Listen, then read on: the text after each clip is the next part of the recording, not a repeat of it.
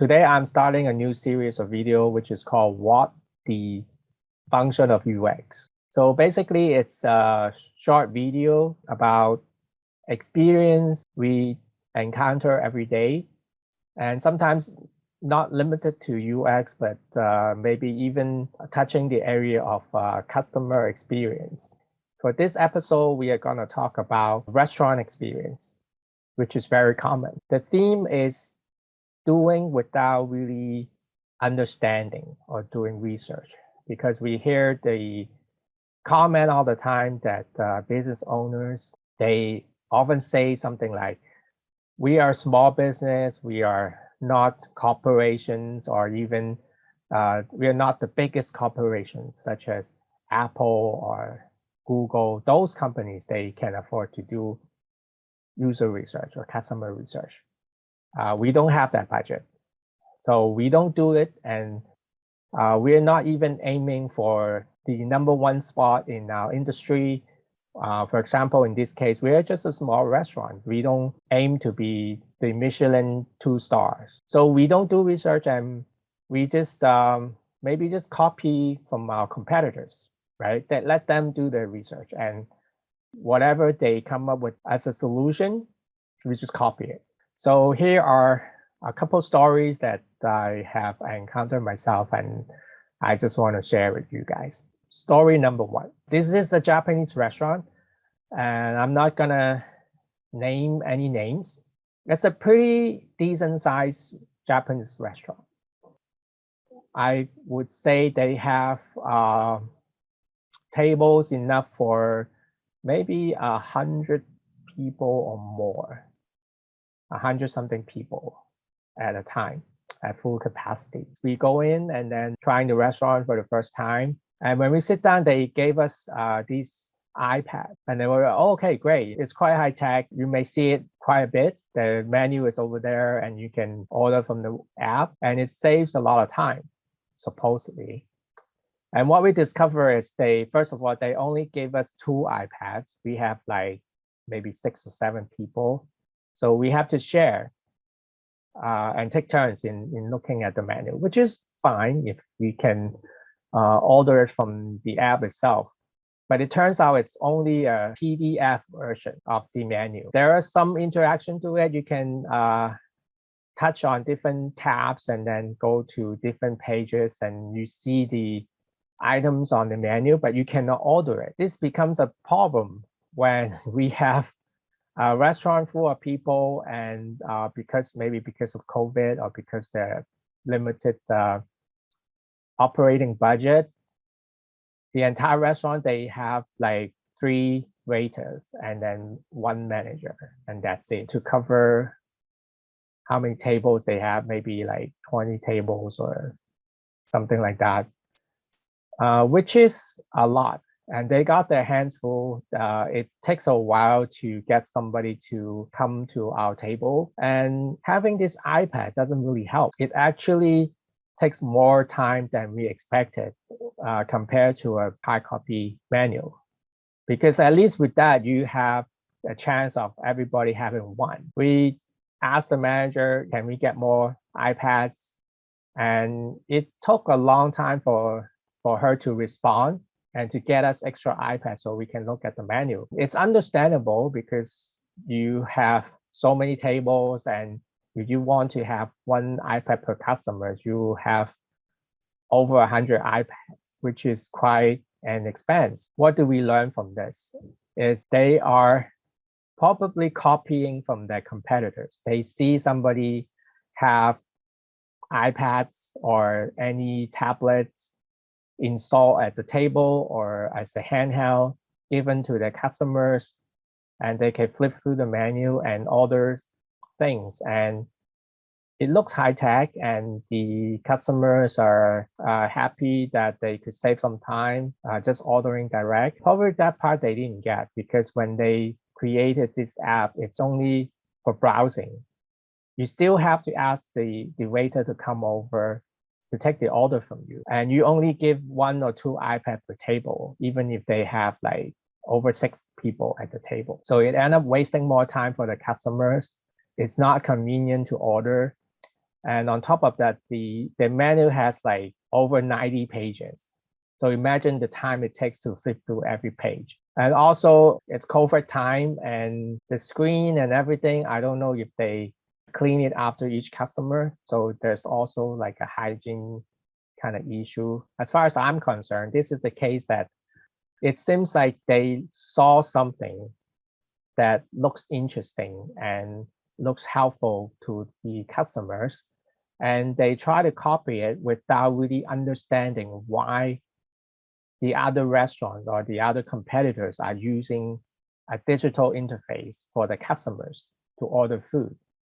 The point is not just holding an iPad and use your finger to swipe through all the pages. The key is that they could not only look at the items, but they could order the items right there. And it works even maybe just one iPad per table. And it doesn't work if you have to actually look at them, remember what you order, let the other person look at it, and then ask for the waiter to come over to take the order. It takes more time, it's more annoying, and the restaurant could not satisfy the customers' need. They want to order quickly and they want each person at the table to be able to look at the menu. And then as a bonus, I could also talk a little bit more about this restaurant.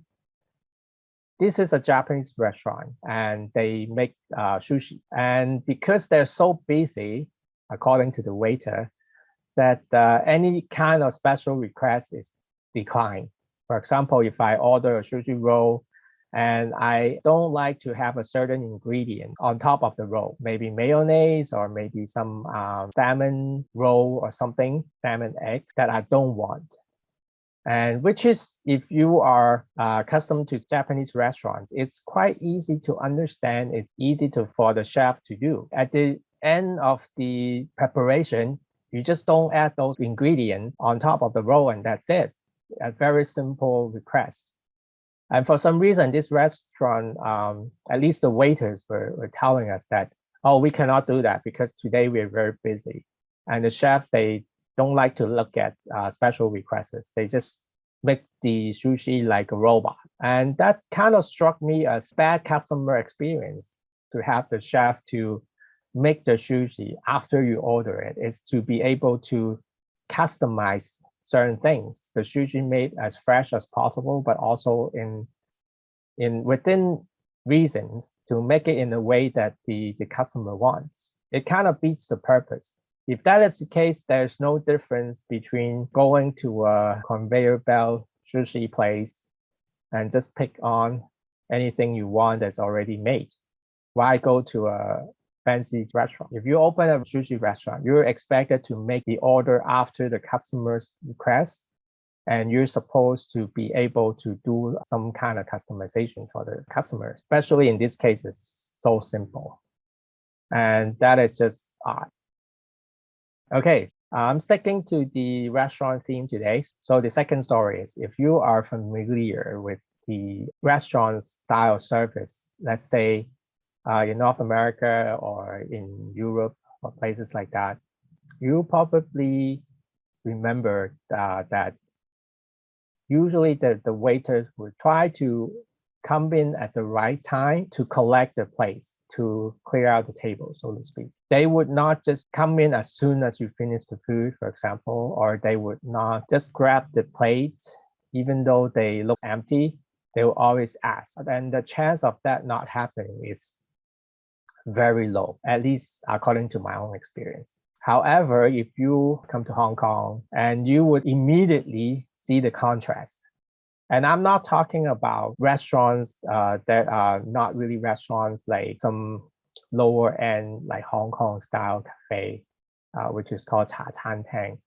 Those places, you're not there for the service, and you're there only because it's convenient and the food is cheap, and I totally understand that. If I go to a proper restaurant with table settings and they mandatory charge you 10% minimum service fees, you would expect some service, right? So I'm talking about those kind of restaurants. I did a little survey to count how many times I encounter the situation that people just come in to grab my plate either without asking or as soon as like the second I had my last bite, the food is still in my mouth, the table is clear. I probably went to about 60 restaurants, and I would say about close to 40% of those, I would have that experience. And I just don't understand why, like, what's the rush of